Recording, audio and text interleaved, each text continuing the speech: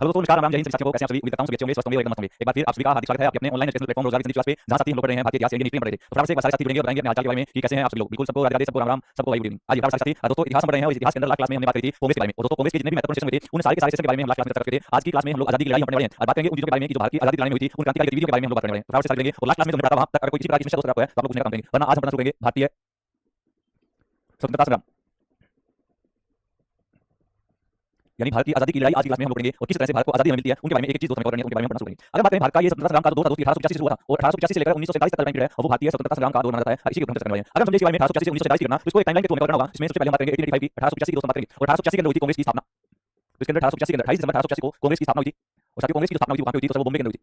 और बॉम्बे के अंदर कांग्रेस की स्थापना करने का जो श्रेय जाता है वो एक व्यक्ति को जिसका नाम था A O Hume, Allan okay Hume के नाम से आप लोग जानते हैं। और दोस्तों कांग्रेस का पहला अधिवेशन जो हुआ था वो बॉम्बे के अंदर ही हुआ था। कांग्रेस का पहला अधिवेशन बॉम्बे के अंदर हुआ और इस अधिवेशन के अंदर 72 लोगों ने भाग लिया था। तो इसके अंदर 72 सदस्य थे। 72 सदस्यों में ही इसका एक अध्यक्ष भी था और आपको पता चलेगा कांग्रेस का पहला अध्यक्ष कौन था तो सर उसका नाम था डब्ल्यू सी बनर्जी। तो कांग्रेस के पहले अध्यक्ष का नाम आपको पता है दोस्तों वो थे डब्ल्यू सी बनर्जी। तो ये बेसिक बातें हैं जो कांग्रेस के बारे में आपको याद रखनी होगी। इसके बाद अगर बात करें सर वक्त बीतता गया और 1891 का साल आया साथियों, 1891 का साल आया याद रखेंगे सर इसमें दो शब्द जुड़ गए थे। याद रखेंगे कांग्रेस में इंडियन और नेशनल शब्द जुड़ गए।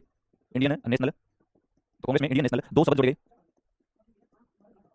तो आपको याद रखना है कि सर कांग्रेस जो है, कांग्रेस के अंदर दो शब्द जुड़ जाते हैं, एक शब्द था इंडियन और दूसरा था नेशनल था। अगर ये दोनों के दोनों शब्द जो जुड़े थे उनका नाम था दादा भाई नौरोजी। तो याद रखेंगे दादा भाई नौरोजी ही वो व्यक्ति थे जिनके द्वारा इंडियन नेशनल शब्द यहाँ पर जुड़ जाते हैं। Grand old man of India के नाम से आप लोग जानते हो। बिल्कुल राम सभी को सबको लगा दिया। चलिए तो बेसिक बात दोस्तों 1885 में कांग्रेस की स्थापना हुई। 1891 के अंदर इसके अंदर दो शब्द जुड़ जाते हैं, एक का नाम था इंडियन और दूसरे का नाम था नेशनल। हमने तो कांग्रेस की बात की थी कि कांग्रेस जो है इससे पहले इंडियन नेशनल यूनियन के नाम से जानते थे और इसी का नाम बाद में दादा भाई नौरोजी के द्वारा बुलाया जाता है। तो ये चीज आपको बेसिक चीज के बारे में याद रखना होगा। इसके बाद दोस्तों याद रखेंगे 1896 का साल आया और 1896 के अंदर लोक सेवा आयोग जैसे आप लोग संघ लोक सेवा आयोग के नाम से जानते हो, जिसे आम भाषा में आप लोग यूपीएससी बोलते हो, तो लोक सेवा आयोग की स्थापना होती है तो 1896 के अंदर हुई थी। तो इसकी स्थापना की थी 1896 के अंदर। तो ये बेसिक चीजें टाइमलाइन को धीरे-धीरे करना है दोस्तों। टाइमलाइन के थ्रू जो चीजें होंगी उन चीजों को हम यहां पे कवर करने का काम करेंगे। जहां पे जो चीज जरा में आपको बताने वाली उसे हम जरा में कवर करते हुए चलेंगे। ठीक है, चलिए यहाँ पे तीन घटनाएं करनी पड़ी। अब दोस्तों सबसे बड़ा काम होगा वो 1899 के अंदर होगा, 1899 के अंदर होगा। पहले 1899 के अंदर सबसे बड़ा काम हुआ था इस 1899 से लेकर 1905 तक का ये जो हमारा गोल्डन टाइम है इसकी हमें बात करनी है। 1899 से 1905 के बीच दोस्तों क्या हुआ था? तो सर 1905 के बीच जो है भारत के अंदर 1899 में भारत के एक नए वाइसराय बने थे और दोस्तों भारत के ये नए वाइसराय जो थे इन्हें कहा जाता है लॉर्ड कर्जन। किस नाम से जानते हैं? तो सर लॉर्ड कर्जन जो है ये भारत के क्या बने थे? नए वाइसराय बने थे 1899 में और 1899 से लेकर 1905 तक का टाइम पीरियड था दोस्तों वो इसे लॉर्ड कर्जन का था। अब ये लॉर्ड कर्जन जो है इसे सबसे अप्रिय वाइसराय कहा जाता है। तो प्रश्न में कहा ये सबसे अप्रिय वाइसराय किसे कहा जाता है?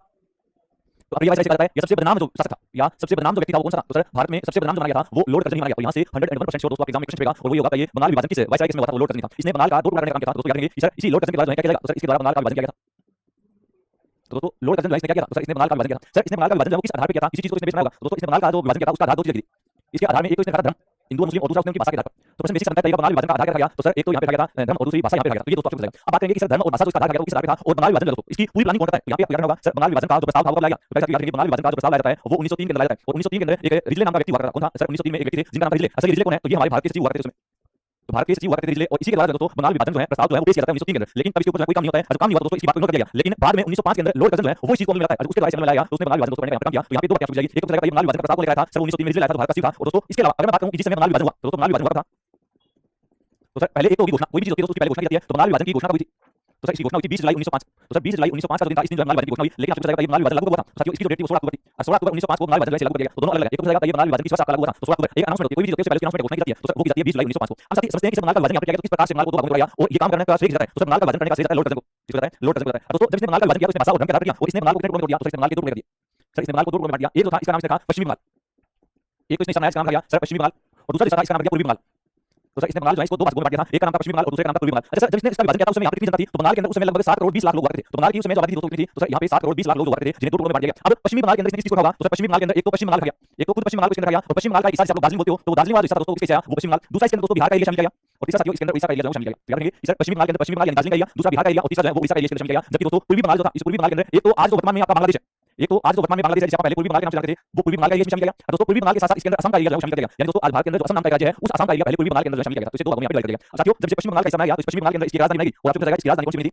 तो सर इसकी राजधानी जो बनी थी वो कोलकाता बनी थी। कौन सी बनी थी? सर वो कोलकाता नहीं और इस पूर्वी बंगाल की जो कैपिटल बनाई इसकी जो राजधानी कैसे बनाई थी उसका नाम रखा गया था ढाका। क्या नाम रखा गया? तो सर इसकी जो राजधानी बनी थी वो ढाका बनी। यहाँ तक की बात क्लियर हुई। आपको याद रखना होगा कि इसका विभाजन जो है वो दो भागों में किया गया। एक पूर्वी भाग लाया और एक पश्चिमी भाग लाया। अब जो पूर्वी भाग था दोस्तों इसे बांग्लादेश के नाम से जाना गया और पश्चिमी भाग का इसके अंदर ये तीन एरिया दोस्तों ये शामिल किया गया। ठीक है, तो इनके बारे में बेसिक बात आपको याद रखनी है। अब यहाँ से एक अच्छे लेवल का क्वेश्चन आपको मेरे साथ ही वो पूछा जिस समय बंगाल का विभाजन हुआ उस समय यहाँ का लेफ्टिनेंट गवर्नर कौन था? दोस्तों एक बेसिक बात को याद रखेंगे कि बंगाल विभाजन के समय बंगाल का लेफ्टिनेंट गवर्नर कौन था? तो यहाँ के लेफ्टिनेंट गवर्नर का नाम भी आपको याद रखना होगा और साथ ही उसका नाम था लीथ फ्रेजर। क्या नाम था?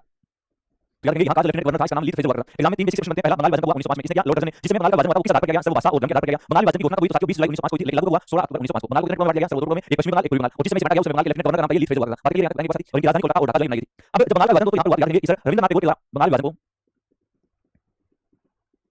इस जब बंगाल का विभाजन हुआ तो बंगाल विभाजन को रविंद्रनाथ टैगोर ने शोक दिवस के रूप में मनाया। कैसा दिवस था ये? तो सही ब्लैक डे था, एक शोक दिवस था, शोक दिवस के रूप में मनाया। क्योंकि यहाँ पे हिंदुओं और मुसलमानों को आपस में अलग किया गया था और दोस्तों इसलिए इसे बहुत बड़े शोक के रूप में मनाने का काम किया। दूसरा रविंद्रनाथ टैगोर ने इस दिन को जो है मित्र दिवस या इसे आप लोग मैत्री दिवस तो इसे किस रूप में मनाया था? दूसरा इन्होंने इसे मैत्री दिवस के रूप में सेलिब्रेट किया।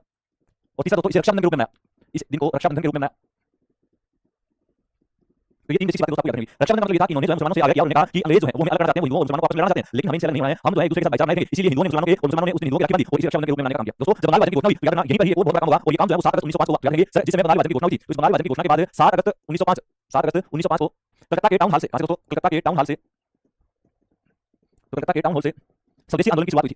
आपको बताया स्वदेशी आंदोलन कब शुरू हुआ था? तो सर ये 7 अगस्त को शुरू हुआ था और किस चीज के लिए हुआ था? ताकि स्वदेशी चीजों को बढ़ावा दिया जा सके और विदेशी चीजों का बहिष्कार किया जा सके। तो यहाँ से स्वदेशी आंदोलन की शुरुआत हुई थी। तो 7 अगस्त 1905 को थी, बेसिक बात आपको याद रखनी है। लेकिन अब यहाँ पे बहुत बड़ी शख्सियत का नाम है जिसका नाम रविंद्रनाथ टैगोर। साथियों ने बात बताई थी जैसे जैसे जिस नाम आएगा उसको वहीं पे हम कवर कर लेंगे। तो अब हम पढ़ना शुरू करेंगे रविंद्रनाथ टैगोर, बहुत बड़ी शख्सियत रविंद्रनाथ टैगोर और उनसे बनने वाली सारी बातें दोस्तों फेमस थर्टी के रूप में आपको यहीं पे करवाने का काम दूंगा। तो आप रविंद्रनाथ टैगोर तो अब जितनी बातें होंगी वो सारी रविंद्रनाथ टैगोर जी के बारे में हम कवर करेंगे। और रविंद्रनाथ टैगोर से कोई भी प्रश्न आता है दोस्तों, चाहे वो क्रिकेट का हो या फिर यहाँ हिस्ट्री से हो, तो उनको हम यहाँ पे साथ ही साथ करने का दोस्तों काम करने वाले हैं। यहाँ तक ये बताएंगे आप लोग बहुत बढ़िया। रविंद्रनाथ टैगोर की बात करें साथियों, इन्हें कुछ अलग अलग नामों से जाना जाता है। आप लोग नाम बोलते हो, आप बोलते हो, तो बात करेंगे इनके नाम क्या क्या है? तो सर इनके नामों में एक नाम आता है विश्व कवि, इन्हें विश्व कवि कहा जाता है। और दूसरा नाम दोस्तों होता है गुरुदेव, तो इन्हें गुरुदेव भी कहा जाता है। इन्हें विश्व कवि और दूसरा है गुरुदेव के नाम से भारत में जाना गया। रविंद्रनाथ टैगोर की बात करता हूं इनके बारे में बेसिक बातें याद रखेंगे कि सर ये जो है इन्हीं के द्वारा भारत का राष्ट्रगान लिखा जाता है। तो उन्होंने भारत देश का राष्ट्रगान लिखा और भारत देश का राष्ट्रगान दोस्तों उसका नाम क्या था? तो वो जनगण मन। तो उन्होंने इसकी रचना की, तो सर इन्होंने जनगण मन की रचना की। और दोस्तों एक बेसिक बात है कि ये जनगण मन जो है भारत देश का राष्ट्रगान है, इसको गाने के लिए कितना टाइम लगता है? इसकी अवधि कितनी होती है? तो सर इसकी अवधि होती है वो 52 सेकंड होती है। तो सर इसे गाने के लिए जो लगता है वो 52 सेकंड होता है। दूसरा रविंद्रनाथ टैगोर जी की बात करता हूं जैसे याद रखेंगे सर इनके द्वारा कुछ रचनाएं की गई, इनकी कुछ पुस्तकें दोस्तों। रचनाओं में इनका सबसे बड़ा नाम है गीतांजलि का। किसका नाम है दोस्तों? तो सर इनका नाम है गीतांजलि। साथियों गीतांजलि की जब बात आएगी याद रखना इस गीतांजलि पुस्तक के लिए इन्हें 1913 के अंदर मिला था। तो सर 1913 के अंदर इन्हें नोबेल पुरस्कार मिला। और दोस्तों नोबेल पुरस्कार पाने वाले पहले भारतीय आपसे पूछा जाता है, तो वो कौन थे? रविंद्रनाथ टैगोर। रविंद्रनाथ टैगोर के बारे में बात करेंगे, लेकिन नोबेल पुरस्कार पाने वाले पहले भारतीय, नोबेल नोबेल पुरस्कार पाने वाले पहले भारतीय और नोबेल पुरस्कार पाने वाले पहले भारतीय साथियों कौन थे? रविंद्रनाथ टैगोर थे। और इन्हें नोबेल पुरस्कार कौन सा मिला? तो सर इन्हें नोबेल पुरस्कार लिटरेचर का मिला था, इन्हें साहित्य का नोबेल मिला दोस्तों। तो इन्हें क्या मिला? साहित्य का नोबेल पुरस्कार जो मिला तो सर रविंद्रनाथ टैगोर। गीतांजलि के अलावा इनके और नाम का नाम है गोरा, एक का नाम है हुंगरी स्टोन्स, उसी का दोस्तों हुंगरी स्टोन्स, एक का नाम है गार्डनर, गार्डनर, एक का दोस्तों की पोस्टमैन और एक का नाम है पोस्ट मास्टर, पोस्ट मास्टर। तो ये सारी किताबें जो किसके द्वारा लिखी जाती है? तो ये सारी रविंद्रनाथ टैगोर के द्वारा ही लिखी जाती है, इनके द्वारा लिखी ये रचनाएं हैं। हम बिल्कुल जन्म नींद वाले स्टेज का उसके अलावा रविंद्रनाथ टैगोर जो इन्होंने बांग्लादेश का राष्ट्रगान लिखा था, इन्होंने बांग्लादेश को खुश करने के लिए बांग्लादेश का राष्ट्रगान लिखा। तो इन्होंने बांग्लादेश का लिखा दोस्तों सर राष्ट्रगान का। और बांग्लादेश का राष्ट्रगान का नाम कुछ अमार सोनार बांग्ला, याद रखेंगे इसका नाम कैसे लिखा है? अमार सोनार बांग्ला। यहाँ की बातें बाकी हुई नहीं, अमार सोनार बांग्ला जो है यहाँ का दोस्तों है राष्ट्रगान है बांग्लादेश का। ये सारे काम रविंद्रनाथ टैगोर के द्वारा यहाँ पे किए थे। और इसके बाद दोस्तों एक बात को याद रखना दोपहर का क्वेश्चन आपने एग्जाम में, और वो ये होगा कि इनके द्वारा जो है शांति निकेतन की स्थापना की जाती है। तो उन्होंने किस चीज की स्थापना की थी? तो सर इन्होंने शांति निकेतन की स्थापना की थी। दोस्तों शांति निकेतन बताओ पहले स्कूल था, स्कूल से कॉलेज बना और उसके बाद इसे विश्वविद्यालय बना। और शांति निकेतन नाम का यूनिवर्सिटी है या विश्वविद्यालय यहाँ पे है, तो सर ये वेस्ट बंगाल यानी पश्चिम बंगाल में है। और दोस्तों यहाँ से करंट का क्वेश्चन होगा तो ये शांति निकेतन जो है इसे हाल ही में किसमें शामिल किया गया? तो सर इसे यूनेस्को वर्ल्ड हेरिटेज साइट या यूनेस्को विश्व विरासत सूची में शामिल किया गया। तो इसे यूनेस्को विश्व विरासत सूची में शामिल किया गया दोस्तों। और जब इसे यूनेस्को में शामिल किया गया तो यूनेस्को की कौन सी साइट बनी थी? दोस्तों ये यूनेस्को की 42वीं साइट है, याद रखेंगे ये कौन सा स्थल है? तो सर ये 42वीं साइट है जो यूनेस्को के अंदर शामिल हुई। दोस्तों यहीं पे 43वीं साइट भी आप याद रखेंगे। और 40वां जो है इसका नाम क्या है? तो सर इसका नाम है होयसाल मंदिर।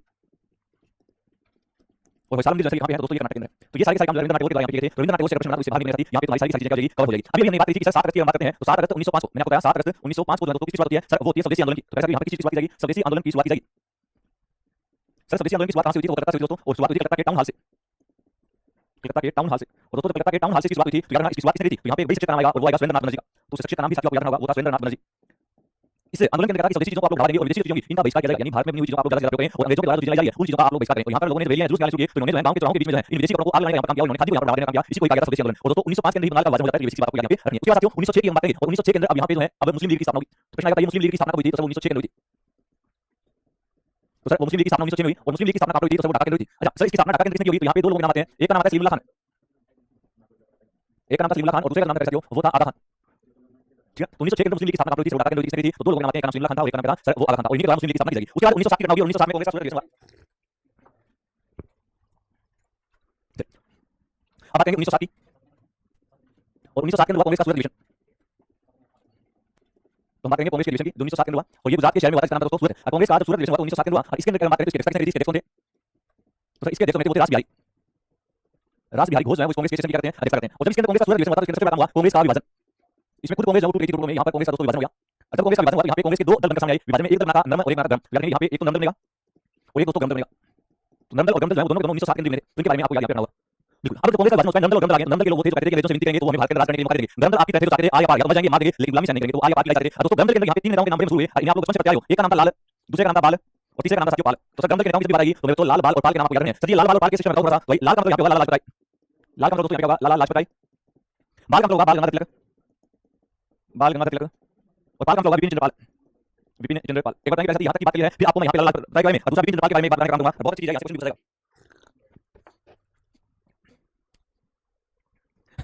क्या होता है सर दोस्तों यहाँ पे आपको मुझे सिखा रहा हूँ और आप लोग मुझे सीख रहे हो। ठीक है, लाला लाजपत राय जी यहाँ पे ढोल बजाने का काम कर रहे हैं और ये मुझे काम कर रहे हैं। तो यहाँ पे लाला लाजपत राय बाल गंगाधर और विपिन चंद्र पाल तीन महान शख्सियत के नाम आपको याद करें। अगर मैं बात करूं विपिन चंद्र पाल की, तो इनके बारे में बेसिक बातें यहीं पे करेंगे। एक प्रश्न आता है जन्म कब हुआ, तो सर इनका जन्म जो है वो वेस्ट बंगाल यानी पश्चिम बंगाल में हुआ। दूसरा कैसे विपिन चंद्र पाल जी जो है इनकी जब बात करूं तो इनके द्वारा जो है कुछ प्रकार निकाले जाते हैं, इनके कुछ पत्र हुआ करते थे। पत्र हम लोग यहाँ पे समाचार होगा, जिसमें एक का नाम होता है परिदर्शक, दूसरे का नाम होता है इंडियन नेशनलिज्म, इंडियन नेशनलिज्म, और तीसरा का नाम होता है the soul of India, the soul of India. तो तीनों के तीनों लोग किसके द्वारा निकाले जाते हैं, विपिन चंद्र पाल जी के द्वारा निकाले जाते हैं। तो यहाँ पे विपिन चंद्र पाल से क्वेश्चन आएगा तो द सोल ऑफ इंडिया के बारे में ही आएगा। तो ये आप यहाँ पे रखना, ठीक है, बहुत अच्छे। अब दोस्तों बात करेंगे लाला लाजपत राय के बारे में, क्योंकि मैंने कहा फेमस पर्सनालिटी साथियों के साथ में बताऊंगा इनके जन्म से लेकर मृत्यु तक की कहानी, वो बातें तो एग्जाम में सीधी पूछी जाती है, उनको हम करेंगे, ठीक है।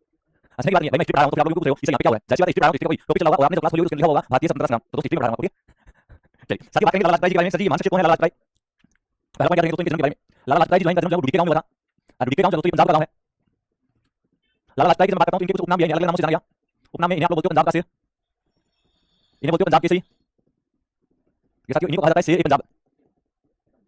तो पंजाब केसरी, पंजाब का शेर, शेर पंजाब के यही साथियों। अगर बात करें लाला लाजपत राय जी के बारे में, इनके पिता जो है एक सरकारी कर्मचारी थे, इनके पिता का तबादला जो यहाँ पे होता है तो ये वहां से छोड़कर उत्तर में आते हैं, लेकिन इनका जब तक नहीं लगा भाई ये हिसार में आने के बाद से मन लग जाता है, तो इनका भी यहाँ पे क्या मन लग गया था। तो इन्होंने हिसार की लड़की से शादी की, पत्नी का नाम याद रखेंगे राधा रानी। तो इनकी पत्नी का नाम क्या, राधा रानी था, राधा रानी कहाँ की दोस्तों, सब हिसार की थी। और इसी लड़की से इन्होंने शादी की दोस्तों, आपको याद होगा इनकी कर्म भूमि भी हिसार बना, आपको पता चलेगा लाला लाजपत राय की कर्म भूमि कौन सी थी, तो सब हिसार था। इनकी सामाजिक व राजनीतिक गतिविधियों का केंद्र कौन सा, तो सब हिसार था, याद रखेंगे इनका सामाजिक व राजनीतिक गतिविधियों का केंद्र, सामाजिक व राजनीतिक गतिविधियों का केंद्र वैसे कोई सारा सब सारा। लाला लाजपत राय की बात करें तो आपको ये भी रखना होगा कि सर लाला लाजपत राय की एक बुक लिखी जाती है और इनकी बुक का नाम था अनहैप्पी इंडिया। तो याद रखेंगे इनकी किताब का नाम था सर वो अनहैप्पी इंडिया था, और अनहैप्पी का नाम कुछ भारत। तो ये आपको दोस्तों याद रखना है लाला लाजपत राय के बारे में। ये तो बेसिक बातें मैंने बताई, अब थोड़ी सी एडवांस बातें करते हैं दोस्तों। अगर मैं बात करूं लाला लाजपत राय के बारे में, उन्होंने नाम दिया था, साथ ही बात करेंगे लाला लाजपत राय के बारे में। लाला लाजपत राय की बात करूं तो इनके द्वारा दोस्तों नाम दिया था, उन्होंने कौन सा नाम दिया था, नाम लिखने का। तो सर इन्होंने साइमन गो बैक, कौन सा नाम दिया था, तो सर साइमन गो बैक का नाम दिया था, तो वो भी लाला लाजपत राय ने दिया था। और दोस्तों इन्होंने साइमन कमीशन का विरोध किया, इन्हीं के द्वारा साइमन कमीशन का विरोध किया जाएगा। दोस्तों इन्होंने साइमन कमीशन का विरोध किया तो यहाँ पर इनके ऊपर लाठीचार्ज हुआ, और लाठीचार्ज के दौरान इनकी मृत्यु हुई थी। तो पूछा जाता है ये साइमन कमीशन का विरोध करते समय भारत के किस महान शख्सियत की मृत्यु हुई थी, तो आप आंसर करेंगे सर वो थे लाला लाजपत राय, इन्हीं की। चलिए बहुत बढ़िया। अब बात करेंगे तो यहाँ पर याद रखेंगे सर इन्होंने मरते मरते कथन दिया था, स्टेटमेंट दी थी। अब वो कथन आपसे पूछ लेता है, कथन क्या था देखेंगे जरा। मेरे शरीर पर लगी एक लाठी, मेरे शरीर पर लगी एक लाठी ब्रिटिश साम्राज्य के ताबूत में कील की तरह साबित होगी, कील की तरह साबित होगी। तो ये स्टेटमेंट जो थी तो वो लाला लाजपत राय जी के द्वारा दी जाती है। ये बेसिक बातें लाला लाजपत राय के बारे में प्रश्न बनता है, इसके अलावा कोई भी प्रश्न आपको एग्जाम में देखने को नहीं मिलेगा। यहाँ पे लाला लाजपत राय के बारे में कहानी होती है, और यहाँ पे हमने 1905 का इनका पढ़ लिया सूरत रिलेशन। अब बात करेंगे इसके बाद क्या हुआ दोस्तों, यहाँ पर 1909 की घटना हुई, और 1909 के अंदर आएगा मार्ले मिंटो रिफॉर्म, या मार्ले मिंटो सुधार की बात करेंगे। तो सर वक्त बीता 1907 के बाद 1909 आया, और 1909 के अंदर आया मार्ले मिंटो रिफॉर्म, या मार्ले मिंटो सुधार से हिंदी में कहेंगे। और दोस्तों मार्ले मिंटो सुधार जो है इसकी बात करता हूँ तो इसके अंदर क्या था, इस मुसलमानों के लिए अलग निर्वाचन मंडल की मांग की गई थी, मुसलमानों के लिए अलग से निर्वाचन मंडल की मांग यहाँ की जाती है। दोस्तों उस समय मार्ले कौन था और मिंटो कौन था, इनके बारे में बताना चाहिए। मार्ले उस समय भारत के सचिव थे जो कि यूके के अंदर बैठते थे, और मिंटो कौन था उस समय, तो सर ये भारत के वाइसराय थे, ये उस समय भारत के वाइसराय थे। और जब मार्ले मिंटो रिफॉर्म आया था तो इसको ध्यान में रखते हुए महात्मा गांधी ने यहाँ पर एक स्टेटमेंट दिया था। तो यहाँ पे महात्मा गांधी का कथन भी दोस्तों आपको याद रखना होगा, और कथन ये था मार्ले मिंटो रिफॉर्म ने, मार्ले मिंटो सुधार ने हमारा सर्वनाश कर दिया। तो ये बात किसके द्वारा कही थी, सही बात महात्मा गांधी के द्वारा कही थी, हमारा सर्वनाश कर दिया। तो ये 1909 मार्ले मिंटो रिफॉर्म की घटना है। सीधा दर्शन मार्ले मिंटो रिफॉर्म का 1909 में आया था ताकि मुसलमानों के लिए अलग से निर्वाचन मंडल किया जा सके, और इसमें ज्यादा कुछ नहीं था, हिंदुओं और मुसलमानों को अलग करने का ये प्रोग्राम था जो कि मार्ले और मिंटो के द्वारा किया गया था 1909 के अंदर। इनके बारे में बेसिक बातें आपको याद रखनी होगी। अब दोस्तों इसके बाद हम बात करें 1911 का बताएगा, और 1911 के अंदर बहुत बड़ा काम होगा दोस्तों, ब्रिटेन का महाराज चलकर भारत देश में आएगा। तो अब हम कहानी करेंगे 1911 की, और 1911 के अंदर क्या हुआ, 1911 में दिल्ली दरबार लाया गया, 1911 के अंदर दिल्ली दरबार लाया गया। सही दिल्ली दरबार क्यों लाया गया था, याद रखेंगे इसे ब्रिटेन के महाराज जॉर्ज पंचम और क्वीन मेरी भारत आए। ब्रिटेन के महाराज थे जॉर्ज पंचम, और उनकी पत्नी जो थी क्वीन मेरी, वो दोनों के भारत आए थे, और इन्हीं के लिए दोस्तों दिल्ली दरबार लाया जाता है। सर जब भारत आए तो भारत में सबसे पहले कहाँ आएंगे, तो ये आए थे गेटवे ऑफ इंडिया पर। तो यहाँ पे पहुंचे थे, तो सर ये सबसे पहले पहुंचे हैं गेटवे ऑफ इंडिया। और दोस्तों गेटवे ऑफ इंडिया पहुंचे तो यहाँ पर इनका स्वागत किसने किया था, तो सर इनका स्वागत करते हैं खुद रविंद्रनाथ टैगोर। तो इनका स्वागत दोस्तों रविंद्रनाथ टैगोर ने किया था, और रविंद्रनाथ टैगोर ने इनका स्वागत किया तो इन्होंने यहाँ पर क्या काम किया, तो सर इन्होंने यहाँ पर भारत का राष्ट्रगान यानी जन गण मन गाया। और जन गण गाने के बाद जो है इनका बहुत अच्छे तरीके से वो वेलकम यहाँ किया गया। अगर इनका वेलकम हुआ तो भाई यहाँ पर आपसे प्रश्न करता है उसमें भारत का वाइसराय कौन था, जिस समय ब्रिटेन के महाराज जो है वो भारत आए, उसमें यहाँ पे भारत का वाइसराय कौन था, तो सर इसका नाम था लॉर्ड हार्डिंग। और लॉर्ड हार्डिंग जो उसमें भारत के हुआ करते थे, तो सर वो वाइसराय हुआ करते थे। दोस्तों इन्होंने यहाँ पर ब्रिटेन के महाराज ने यहाँ पर दो घोषणाएं करी। तो ब्रिटेन के महाराज के द्वारा की गई दोनों घोषणाएं बहुत इंपॉर्टेंट थी। पहली घोषणा थी दोस्तों भारत की राजधानी, पहली घोषणा थी भारत की राजधानी कलकत्ता से दिल्ली स्थानांतरित की जाए, कलकत्ता से दिल्ली स्थानांतरण करने की, तो पहली घोषणा थी ये। और दोस्तों दूसरी घोषणा थी वो थी बंगाल विभाजन करने की घोषणा, तो बंगाल विभाजन करने की घोषणा।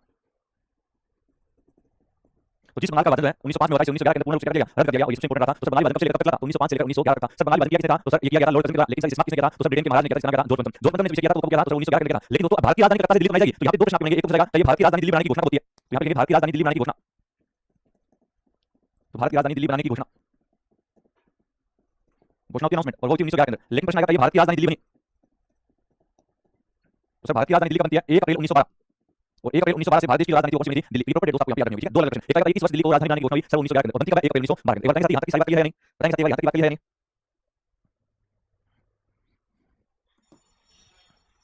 बताएंगे।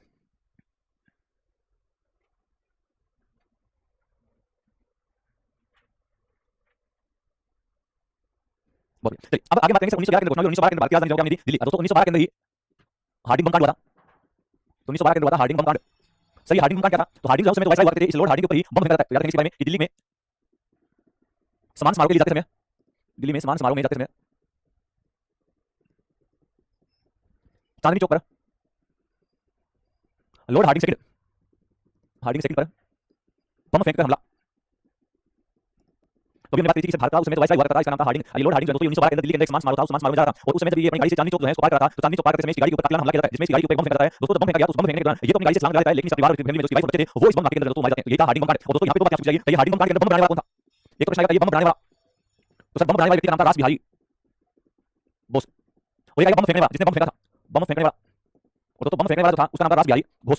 अब यहाँ पे कंफ्यूज हो जाते हैं सर बोस कहाँ पे आएगा और घोष कहाँ पे आएगा? तो दोस्तों वैसे बम वैसे बनाने वाला और वैसे बोस, तो जहाँ पर बम से रिलेटेड जिसने बम बनाया हुआ और घोष जो था उसने क्या किया सर? उसने बम को फेंकने का काम किया था। अब यहाँ पर कुछ लोगों की गिरफ्तारी होगी, जब ये कांड हुआ था तो इसमें कुछ लोगों को गिरफ्तार किया गया। गिरफ्तारी में एक नाम आता है अवध बिहारी, दूसरा नाम आता है दीनानाथ, और तीसरा नाम आता है राय दुर्लभ। इन लोगों की गिरफ्तारी हुई थी। दीनानाथ बड़ा शक्ति था, इसलिए दीनानाथ यहाँ पर सरकारी हुआ बना, और जब दीनानाथ यहाँ पे सरकारी हुआ बना तो इसने अपने दोस्तों के खिलाफ यहाँ पर गवाही दी। जब अपने दोस्तों के खिलाफ यहाँ पर गवाही दी इसलिए लोगों को फांसी दी गई और इस दीनानाथ को कुछ टाइम की जेल देकर इसे यहाँ से निकाल दिया गया। तो आपको याद होगा कि सर वैसा कौन सा व्यक्ति था जो लॉर्ड हार्डिंग सेकंड के अंदर जो है इसका गवाह बना था या सरकारी गवाह बनने का काम किया, उसका नाम था दोस्तों दीनानाथ। बाकी लोग थे यहाँ पे क्या करते हैं, सही लोग हैं इन्हें फांसी दी जाती है। अब दोस्तों ये टाइमलाइन का बता, इस टाइमलाइन को ढंग से आपको करना है क्योंकि एग्जाम में आजकल क्वेश्चन आते हैं उसमें आपको चार कोई भी लिख देगा, आगे चेक करेगा और इनके सामने लिखेगा, सामने वो कहेगा निम्नलिखित घटनाओं को इनके कार्यक्रम के अनुसार व्यवस्थित करिए, ठीक है? तो आपको इनके ऑर्डर के अकॉर्डिंग अरेंज करना होगा। तो इस तरह के प्रश्न आपको आज के एग्जाम में आपको देखने को मिलते हैं। 1905 में क्या हुआ? बंगाली विभाजन हुआ, 1906 में क्या हुआ? मुस्लिम लीग की स्थापना, 1907 में क्या हुआ? सूरत रिवॉल्यूशन हुआ, 1909 में क्या हुआ? मार्गम रिफॉर्म हुआ, 1911 में दिल्ली दरबार गया, ब्रिटेन के महाराज भारत की राजधानी दिल्ली बनाने की घोषणा की और साथ में यहाँ पर इसके बाद बंगाली विभाजन करेगा। और 1912 के क्या हुआ? सर हार्डिंग बम कांड यहाँ हुआ। तो ये सारी घटनाएं दोस्तों वो इस बारे में आपको यहाँ पे रखना होगा। अब जैसे जैसे पढ़िएगा दोस्तों 1914 का साल हुआ और 1914 का साल हुआ तो दोस्तों यहाँ पे इस बात होती है प्रथम विश्व युद्ध की, यहाँ पे किस बात होती है? तो वैसे यहाँ पे प्रथम विश्व युद्ध की बात होती है। तो सर यहाँ से फर्स्ट वर्ल्ड वॉर की बात हुई थी और सर ये विश्व युद्ध कब से कब चला था दोस्तों? 1914 से लेकर 1918 तक 5 साल का पहला विश्व युद्ध चला था। सर पहले विश्व युद्ध का कारण क्या था? क्यों ये विश्व युद्ध शुरू हुआ था? तो इसका कारण भी समझते हैं। और इसका कारण था ऑस्ट्रिया के राजकुमार फर्डिनेंड की हत्या। ऑस्ट्रिया का राजकुमार फर्डिनेंड इसकी गलती से हत्या हो जाती है और इसी कारण दो देशों के बीच में युद्ध हुआ था। बाद में दूसरे देशों ने सपोर्ट करना शुरू कर दिया। तो ये जो युद्ध था ये दो देशों का युद्ध था, ये धीरे-धीरे अन्य देशों के मिलने के कारण विश्व युद्ध ले लेता है और यही इसी का कारण हुआ था। साथियों जब पहला विश्व युद्ध चला था 1914 के अंदर शुरू हुआ था और उस दौरान भारत के बहुत ही महान शख्सियत जिनको महात्मा गांधी के नाम से जानते हैं ये उस समय साउथ अफ्रीका के अंदर थे। और दोस्तों प्रथम विश्व युद्ध के दौरान 9 जनवरी 1915 को दोस्तों 9 जनवरी 1915 को महात्मा गांधी भारत वापस लौटे। तो 9 जनवरी 1915 को महात्मा गांधी दक्षिण अफ्रीका से भारत लौटे, दक्षिण अफ्रीका से भारत वापस लौटे। और जब महात्मा गांधी भारत वापस लौटे दोस्तों तो इन्होंने भारत में आने के बाद जो है क्या किया? तो सर इन्होंने प्रथम विश्व युद्ध में अंग्रेजों का साथ दिया और यहाँ से सैन्य बल बयान शुरू किया। और दोस्तों इसलिए प्रश्न कहता है ये प्रथम विश्व युद्ध के दौरान महात्मा गांधी को कौन सी पार्टी सार्जेंट और 9 जनवरी को हम लोग एक दिवस मनाते हैं और इस 9 जनवरी को आप लोग कौन सा दिवस मनाते हो? तो सर इसे हम लोग बोलते हैं एनआरआई डे। तो दोस्तों 9 जनवरी को एनआरआई डे मनाया जाता है और एनआरआई डे को हिंदी में बोलते हो भारतीय प्रवासी दिवस। क्या बोलते हैं? तो सर इसे हम भारतीय प्रवासी दिवस के नाम से भी जानते हैं, नॉन रेजिडेंशियल ऑफ इंडिया से आप बोलेंगे। दोस्तों भारतीय प्रवासी दिवस बोलते हो, ये 9 जनवरी को मनाया जाता है। 9 जनवरी को ये तुम्हारे भारतीय प्रवासी दिवस है, ये पहले जो है पहले प्रत्येक वर्ष सेलिब्रेट किया जाता था, पहले प्रत्येक वर्ष मनाया जाता था। लेकिन 2015 से बीजेपी सरकार ने इसे 2 साल में एक बार मनाने की परमिशन दी, तो इसे 2 साल में एक बार मनाया जाता है। तो दोस्तों याद रखेंगे इसे 2 साल में एक बार मनाया जाता है, एक बार यहाँ पर मनाया जाता है। वैसे कि आपको 9 जनवरी की पहले विश्व युद्ध की घटना को याद रखना होगा। अब थोड़े से टॉपिक आपको बता देता हूं, आगे जो टॉपिक करेंगे दोस्तों 1914 से 18 के बीच में विश्व युद्ध चलेगा। अब यहाँ पे इसके बाद जो घटना होगा वो हम पढ़ेंगे 1919 का रोलेट। इसके बाद नेक्स्ट क्लास होगी उसके अंदर हम एक तो कहानी करेंगे रोलेट की। रोलेट के बाद दोस्तों 1920 से लेकर 1922 तक ऐसे आंदोलन पढ़ेंगे, महात्मा गांधी का असहयोग आंदोलन, नॉन कोऑपरेटिव मूवमेंट पढ़ेंगे। इसके बाद साथियों हम पढ़ेंगे 5 फरवरी 1922 को चौरा चोरी कांड। चौरा चोरी कांड यहाँ पे हम लोग पढ़ेंगे। चौरा चोरी कांड के बाद दोस्तों 1923 के अंदर हम लोग पढ़ेंगे यहाँ पे स्वराज पार्टी के बारे में। स्वराज पार्टी के बाद साथियों 1925 में काकोरी कांड की वो रात पढ़ेंगे, चलती हुई ट्रेन से लुटा गया सोना और वो काकोरी कांड की बहुत खतरनाक रात पढ़ेंगे। और इसके बाद दोस्तों 1927 28 की हम बात करें तो यहाँ पे हम लोग पढ़ेंगे श्वेत कमीशन, गोरा आयोग या साइमन कमीशन में पढ़ा हुआ। और इसके बाद दोस्तों 1930 31 और 32 और यहाँ पे हम पढ़ेंगे राउंड टेबल कॉन्फ्रेंस या गोलमेज सम्मेलन। तो यहाँ पे इन तीनों के गोलमेज सम्मेलन को करेंगे जिसमें महात्मा गांधी ने दूसरे में भाग लिया था। साथियों इसके बाद जो घटना होगी उसमें बीच में हम हमारे क्रांतिकारी जितने भी संगठन होंगे उन क्रांतिकारी गतिविधियों या क्रांतिकारी नेताओं पर हम बात करेंगे, चाहे यहाँ पर हमारे नाम आए सुभाष चंद्र बोस का, यहाँ पर नाम आए शहीद आजम भगत सिंह का, उनके बारे में साथियों हम एक चीज को कवर करेंगे। तो इस तरह से चीज को कवर करना है। कल की क्लास में सारी चीजें यहाँ पर करनी है और दोस्तों कल 1932 तक इतिहास होगा वो सारा हम पढ़ चुके होंगे और उसके बाद एक अलग से अध्याय पढ़ेंगे जिसे आप लोग बोलते हैं गांधीवादी युग। दोस्तों गांधी या गांधीवादी युग जो है वो अलग से पढ़ेंगे। तो गांधीवादी युग जो है इसे मैं आपको कवर करूंगा 1915 से लेकर दोस्तों 1928 तक। तो 1915 से लेकर 1928 तक का जो युग होगा गांधीवादी युग बोलेंगे क्योंकि 29 जनवरी 1928 को महात्मा गांधी के नाम से बोलेगा तो वहां की पूरी कहानी कवर करेंगे, ठीक है? चलिए जानेंगे वैसे यहाँ तक किसी प्रकार की समस्या को डाउट लगा पाएगा काम करेंगे। हम प्रवासी दिवस बोलते हैं आप लोग एनआरआई डे भी आप लोग बोलते हो। पहले ही हमें लेकिन ट्रेंड में बताइए इसे वर्ष में दो बार में एक बार बनाई घोषणा 1915 में बीजेपी सरकार ने की थी, राइट? तो परेशानी कुछ होता है आप एक्चुअली ऑलमोस्ट कंप्लीट है। फिर हमारा साउथ इंडिया वो हम अलग से कर लेंगे, साउथ इंडिया में, ठीक है? बहुत बढ़िया। चलिए आज की क्लास में इतना ही, कल फिर मुलाकात होगी, तब तक के लिए जय हिंद जय भारत।